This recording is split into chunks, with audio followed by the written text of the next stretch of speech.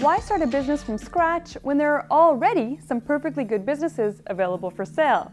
Of course, buying a business can be just as risky as a startup company, especially if you don't know what you're doing. Most people who buy businesses, it's really their first time out in terms of, they've got that entrepreneurial bug, somehow it bit them and they want to go out. So a lot of people first start and say, okay, now I know I want to be in business. And they look at what's available on the market. It could be franchises, it could be existing businesses. The most important step, which before ever looking at the options, is what is right for me? What are my skills? What are my interests? What are the things that I do really well? What are the things I know I'm not good at? What are the core roles and responsibilities of the owner of that business?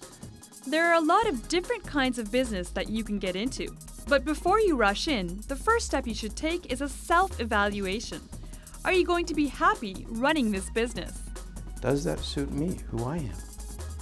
And a lot of people, they buy a business. It's a great business for the previous owner or for other types of franchisees. And by the time they're 3 months into the business, they're saying, my gosh, what have I done? Once you find the type of business you think would make a good fit, the next question is, how much is it worth? You've got to look at a number of different factors. The types of customers.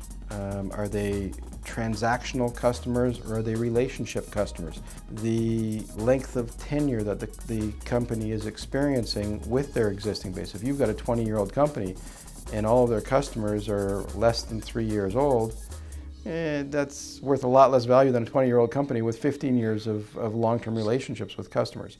You've got to look at the trend of the product or service. Is it a trend? Is it a fad? It also, is it leading edge, bleeding edge? Is it so much of a risk that it's not proven and it's a great opportunity, but it's a tremendous risk? A lot of the value is in goodwill and what the owners developed over time. So that you can't just look at the books. Anybody who buys a business based on just the books, that's asking for a lot of trouble. There are a lot of financial and legal questions to consider before purchasing a business. Unless you're a seasoned pro, we suggest you seek professional help. Buying a business, I would be going to a business broker. You can go to a real estate agent, and a commercial real estate agent will have some listings. A business broker, that's all they do. So it's not about the real estate that's transferred, it's about the business. So their job is to go out and qualify, is this a viable business that it meets our standard criteria? And there's a couple of good business brokers in Toronto. One advantage to purchasing an established business is that you will have a predictable amount of profit coming in. Still, there's a risk with buying a business. We suggest doing your research and due diligence. Investigate before investing. You see that with Canadian Franchise Association. You see that with a lot of different people who are in the business of helping people buy businesses. You got to know it and understand it enough that can you see yourself in the key roles? Can you hire the talent that's required? Can you afford the talent that's required?